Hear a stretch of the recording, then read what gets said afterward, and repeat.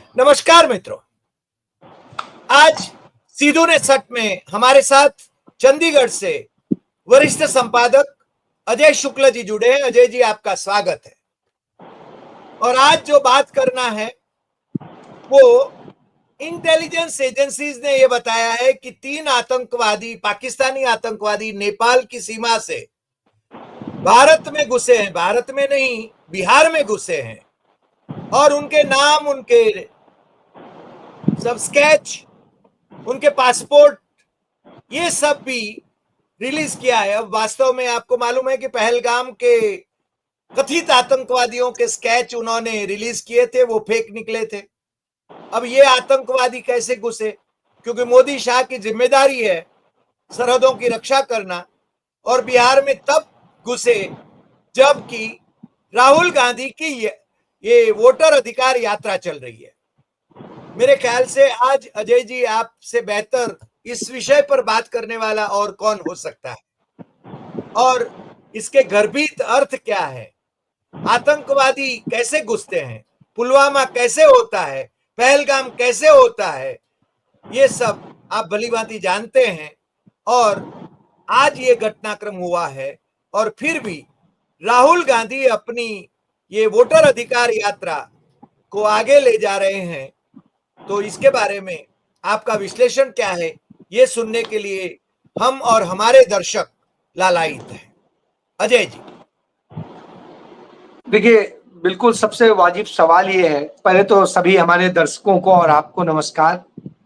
वाजिब सवाल ये है कि भारत की सीमाएं, जो अंतर्राष्ट्रीय सीमाएं हैं, वो किसके अधीन आती हैं?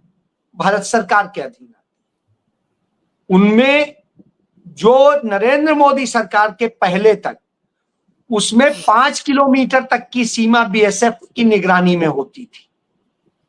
अब 5 नहीं, 50 किलोमीटर की सीमा उनके अधिकृत क्षेत्र में आती है।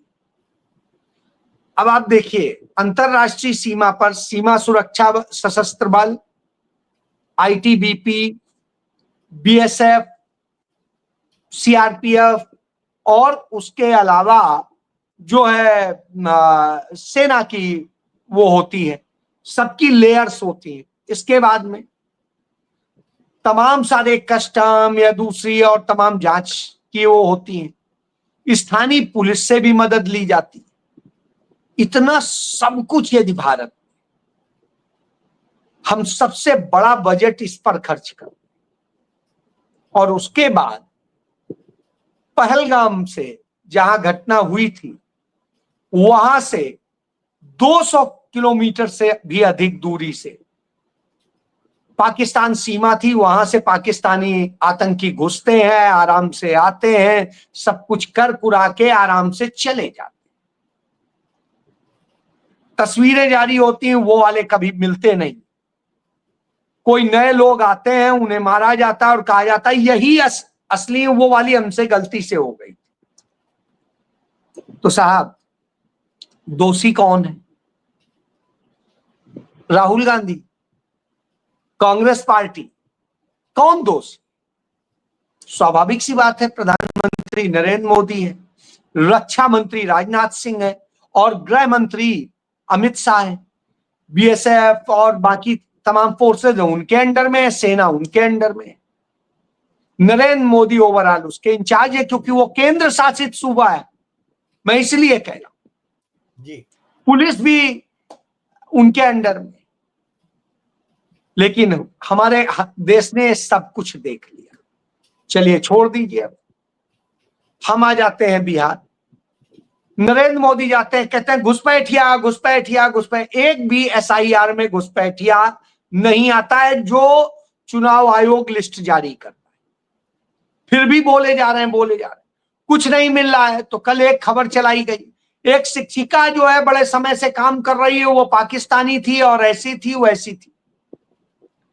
साहब, जब वो पाकिस्तान से शादी होके आई थी 1956 में, वही मैं कह रहा हूं। तो जब आई, उसके बाद उसने यहां जो भी प्रक्रिया थी उसको अपनाया।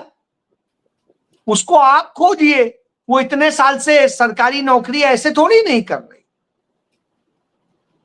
उस बीच में सन 77 में आपकी सरकार आई, उस बीच में आपकी सरकार आई जो है 89 में, उसके बाद में जो है अटल बिहारी वाजपेयी की सरकार रही। और साहब पिछले 20 साल से अधिक समय से भाजपा के साथ मिलकर नीतीश कुमार की सरकार चल रही।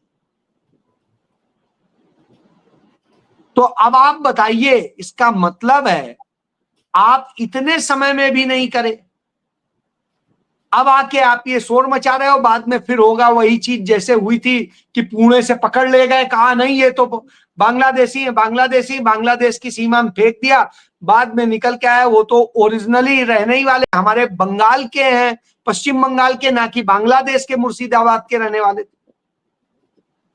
तो यह इनका सच। अब आता हूं कि जो बिहार में आप देखिए, मोतिहारी वही जगह है जहां पे कि चीनी मिलें बंद पड़ी हुई हैं, 3 चीनी मिलें। नरेंद्र मोदी ने 2014 के चुनाव के समय में कहा था कि अब की मैं वायदा करता हूं, मैं बन गया, और तो आया तो यही की चीनी मिलों की बनी चाय पीऊंगा। और साहब आज तक बिहार पूछता है कि मोदी जी वो चाय पी लो या पिला दो। 11 साल उसके भी हो चुके हैं साहब। 20 साल से आप उनके साथ मिलकर गलबहियां डाल के सरकार चला रहे हो। क्या हुआ? कांग्रेस, आरजेडी और जो है जेडीयू मिलके चंद समय सरकार चलाए थे, उतने में उसे शुरू करने की प्रक्रिया शुरू हो गई थी। सरकार चली गई, फिर गिरा दिया गया। क्यों? क्योंकि चीनी माफिया इस देश का कौन है? नितिन गडकरी। वो सिंडिकेट उसका बेटा चलाता है, पहले वो चलाता था। तभी देखिए एथेनॉल को पेट्रोल में मिला करके आपके वाहनों को खराब करने का काम किया जा रहा है। उनको मुनाफा 17 करोड़ से जो कंपनी शुरू की, वो एक साल में कमाती है 517 करोड़। यानी आप ये समझ लीजिए, इतना एक मुनाफा होता है तो आपके गुजरात के लोग तो बिजनेस करना बहुत अच्छा जानते। गजब है, इतने गुना मुनाफा। भाई साहब इमीडिएट शुरू कर दीजिए। तो इस तरह की दशा है।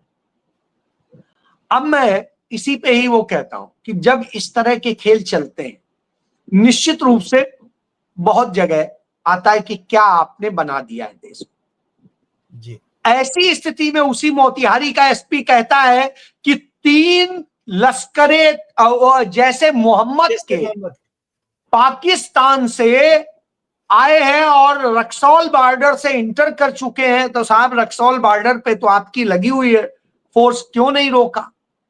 क्या कर रहे हैं? आपकी इंटेलिजेंस कहां है? आईबी रॉ कहां है? राहुल गांधी की यात्रा आज नहीं शुरू हुई, 12 दिन कंप्लीट हो चुके। तो आपको पता था, इस चक्कर में उनकी यात्रा को उधर जाने से रोक दिया गया, उस क्षेत्र में जाना था। यह सीमांचल का इलाका है, कांग्रेस का गढ़ माना जाता, और वहां पर राहुल गांधी को उनके नहीं जाने दिया गया। लाखों लोग सड़क पे खड़े रहे, अचानक यात्रा का रूट बदलवा दिया गया। चलिए कोई बात नहीं, राहुल जी ने बदल लिया। राहुल जी की सुरक्षा के साथ आप कितना खिलवाड़ कर रहे हैं। अभी आपने देखा ही 2 दिन पहले किस तरीके से एक लड़का आता है, उनके आ जाता है, उनको किस करके चला जाता है। एक लड़का आता है, उनके हाथ को वो करके छू के चला जाता है। आप इसका मतलब कोई भी आए और राहुल गांधी के साथ कुछ इतनी देर में करके चला जा सकता है। तो नरेंद्र मोदी अपने तमाम सारे इंटू चिंटू मिंटू टाइप के नेताओं की सुरक्षा, कंगना रनौत की सुरक्षा के लिए चिंतित रहे थे। राहुल गांधी की सुरक्षा में एक भी ब्लैक कैट कमांडो नहीं है, एक भी सिंगल। ऐसे व्यक्ति की सुरक्षा का जो अंदर का दायरा है, उस दायरे में कम से कम, क्योंकि प्रधानमंत्री के बाद प्रोटोकॉल वाइज वो सेकेंड नंबर पे आते, उनकी सुरक्षा, और वो जिस परिवार से आते हैं उस परिवार के तमाम सारे लोगों ने शहादतें दी, और देश आजाद होने के बाद प्रधानमंत्री रहते हुए उनकी दादी और उनके पिता पूर्व प्रधानमंत्री जो नेता प्रतिपक्ष थे, वो तमाम लोग किस तरह से मारे जा चुके। उनके परिवार को सबसे ज्यादा इस देश में खतरा है, और ये खतरा इन्हीं भगवा आतंकवादियों से, और जिनसे खतरा है वही उनकी सुरक्षा लगातार कम करते चले जा रहे हैं। इसको लेके अभी से 10 दिन पहले अजय राय जो उत्तर प्रदेश के अध्यक्ष हैं, उन्होंने, चूंकि वो अध्यक्ष हैं वहां के और राहुल गांधी वहीं के सांसद हैं रायबरेली के, उन्होंने गृह मंत्री को चिट्ठी लिखी कि राहुल गांधी जी की उसको बहुत खतरा है, इसलिए आप उनकी सुरक्षा को समुचित कीजिए। नहीं किया गया साहब। अब ये सब कुछ आ रहा है। इसका मतलब है आप इस तरह के बहाने करके कल के दिन कह देंगे हाँ साहब अब क्या होगा, पहलगाम हो गया, मर गए, अब कौन नाम ले रहा है, सही बात, किसने कराया, कौन किया, सारी किताबें बंद हो गई, फाइलें बंद हो गई। यही तो करते हैं, जैसे पुलवामा की बंद हो गई।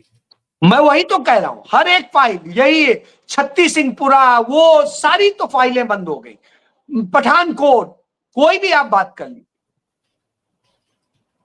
नरेंद्र मोदी सरकार में सबसे ज्यादा आतंकी हमले हुए, और इसके बाद ये हालत है।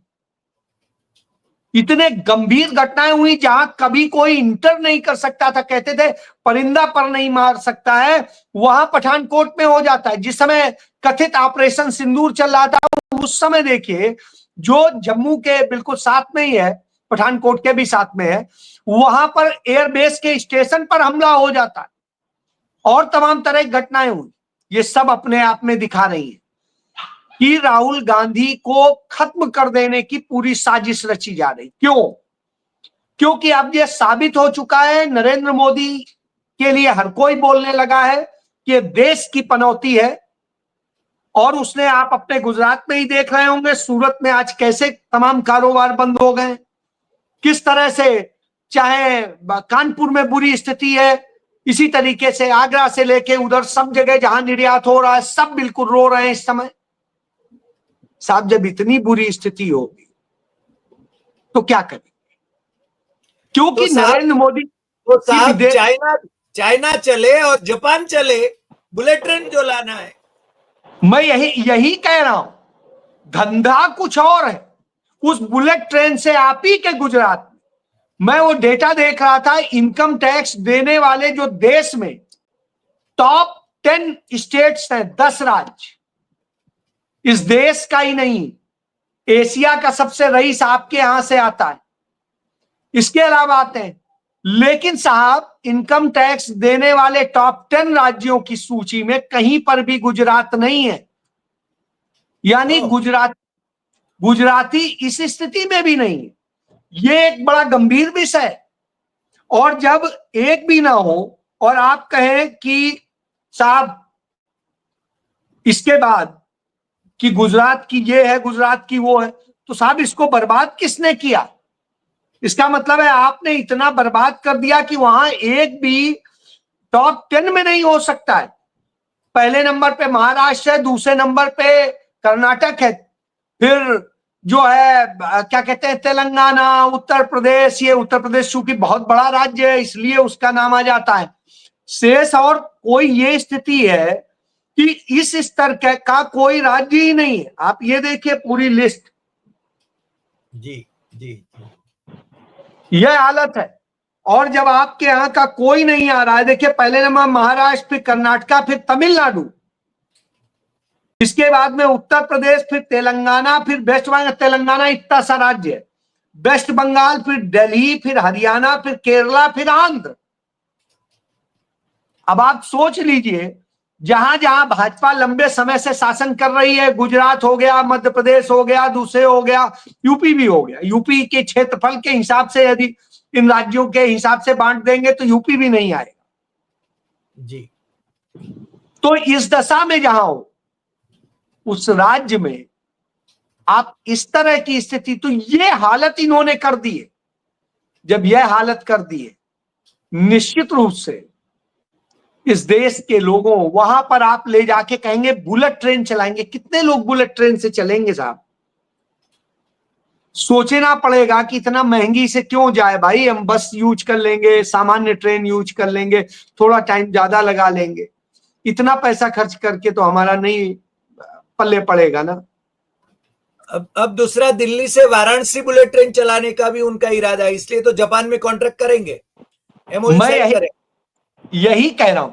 आज तक सुनिए, मैं उन दिनों आगरा हिंदुस्तान का संपादक था। एक इन्होंने ट्रेन शुरू करी कि देश की सबसे तेज ट्रेन आगरा से दिल्ली के बीच में, दुरंतो थी या क्या थी, नाम था उसका जी। तो वो शुरू करी, मैंने उससे एक बार सफर किया साहब। उसकी जो स्पीड बताई थी इन्होंने, वो आज तक उस स्पीड में नहीं चल सकी, आज तक। लाइन नहीं है आपके पास, आपके पास यह स्थिति है, आप चलाओगे, आपके लाइनों पे आए दिन दुर्घटनाएं हो रही हैं, लगातार हालत बिगड़ी हुई है। और उसके बाद दिल्ली से, लखनऊ से दिल्ली के लिए चलाई तो एक आध ट्रेन, सब फेल साबित हुई हैं, क्योंकि उसके चलने वालों की संख्या बेहद कम है ना, उसको कौन अफोर्ड कर पाएगा। ये स्थिति है। आप ये देखिए, शताब्दी की टिकट थोड़ा मुश्किल से मिलती है और वंदे भारत की लखनऊ से आराम से मिल जाती है टिकट। तो इसी तरीके से लोग जो है, लखनऊ मेल में भीड़ लगी रहती है, लाइन इतनी लंबी होती है कि मिलती नहीं आसान। मैं इसलिए तो ये जो सब कर रहे हैं वो चंद लोगों के लिए कर, सबके लिए नहीं। और इन सब से देश को फायदा नहीं है, इससे देश को कर्ज में फंसा के आप एक बोझ डाल के चले जाएंगे। आपने सिर्फ इससे लाभ अंततः किसको होगा? जापान को। भारत के मुनाफे के लिए आपने क्या किया? कुछ नहीं। भारत को मजदूर बना के खड़ा कर देना, वैसे ही जैसे बिहार आज मजदूरों का प्रदेश कहलाता है, उसी तरह की स्थिति में भारत को लाके आप दुनिया के सामने खड़ा कर रहे हो। मेरी आज ऑस्ट्रेलिया बात हो रही थी, मेरे एक मित्र हैं, फैमिली के साथ रहते, तो उनसे बात हो रही थी। वहां उन्होंने बताया कि 31 तारीख को वहां बहुत बड़ा प्रदर्शन होने जा रहा। वहां के तथाकथित दक्षिणपंथी नरेंद्र मोदी से सीख करके, नरेंद्र मोदी से ही, विश्व गुरु है नरेंद्र मोदी, मैं मानता हूं किस चीज में, कि पूरे देश में दुनिया में इन्होंने ये नफरत सिखा दी है कि आप नफरत करना सिखाइए, इससे आप राजनीति कर पाएंगे। अमेरिका में नफरत की जा रही है बाहरियों से, ऑस्ट्रेलिया में शुरू हो गया, और उस पार्टी ने किया है कि जितने गोरों के अतिरिक्त हैं उन लोगों को यहां से भगाया जाए, उन्हें कोई वो नहीं होना चाहिए। आप ये देखिए, हमारे नागरिक तमाम देशों में जाके काम धंधा और सब कुछ करके इस देश को भेजते हैं, पैसा इस देश को बनाने में योगदान देते हैं, और आप उन्हें खत्म कर रहे हैं। तो ये है। लेकिन इन सारे सवालों को कौन उठाता है? राहुल गांधी। और सारे सवाल जो अन्याय हो रहे हैं देश के लोगों के साथ, राहुल गांधी उठाते हैं। इसलिए राहुल गांधी सबसे ज्यादा निशाने पर हैं, और इसलिए उनकी हत्या कराने की प्लानिंग की जा रही है। ये बात मैंने, आप याद करिए, जब ये यात्रा शुरू हुई थी उसके एक दिन बाद की है या एक दिन पहले की है, मैंने आपको ये बात बताई थी जी जी जी। कि राहुल गांधी के लिए साजिश रची जा रही। और मैं बड़ी ईमानदारी से कहता हूं, राहुल गांधी के साथ कुछ भी होगा तो उसका जिम्मेदार नरेंद्र मोदी, अमित शाह और इनका यह भगवा गैंग होगा, इसके सिवा और कोई नहीं है। क्योंकि वही सिर्फ राहुल गांधी को मारना चाहता है और वही साजिश रच रहा है। उसके लिए नरेंद्र मोदी पाकिस्तान से हाथ मिलाते हैं। आप देखिए इसका उदाहरण, नरेंद्र मोदी कह रहे थे जो पहलगाम के बाद में, वह तो उन्होंने उरी के समय कहा था, आप गूगल कर लीजिए, सर्च कर लीजिए, उरी के समय कहा था पानी बंद कर दें, है ना, नहीं बंद हुआ। पुलवामा के समय कहा नहीं बंद हुआ, अभी कहा था, अभी भी नहीं बंद हुआ। अभी तभी नदी पर बाढ़ आई हुई है, वहां से जब पानी, तो नरेंद्र मोदी सरकार की तरफ से वहां पे अलर्ट दिया गया, मदद की वो पूरी की जा रही, ये किया, वो पानी जाता कहां है? हमने यही बात आपसे कही थी, पानी असल में रोका ही नहीं जा सकता, नहीं जाता, आप रोकने की कोशिश करोगे तो आपके यहां बाढ़ आ जाएगी। तो अब पानी जैसे ही बढ़ता है इन नदियों में, आपको पाकिस्तान को देना ही पड़ेगा। पंडित नेहरू मूर्ख नहीं थे, उन्होंने जब समझौता किया सिंधु का, वो जानते थे हम कितना रोक सकते हैं अधिकतम, और फिर मनमोहन सिंह सरकार में रोकने के लिए बांध भी बनाया गया, वही बांध हमारे पास, उससे हम जितना स्टोर कर सकते हैं, नहीं तो उससे ज्यादा स्टोर करेंगे, हमारे यहां बाढ़ आ जाए, तो उसके बाद हमें छोड़ना ही छोड़ना है। तो अब आप इससे समझ लीजिए, नरेंद्र मोदी का झूठ यूं ही सामने आ जाता है, ये पाकिस्तान के साथ मिलके करते हैं, ये हथकंडे अपनाते हैं, इनके रिलेशंस उनके साथ में बहुत क्लोज है, और यही खेल अजीत डोभाल मिल करके रचता है।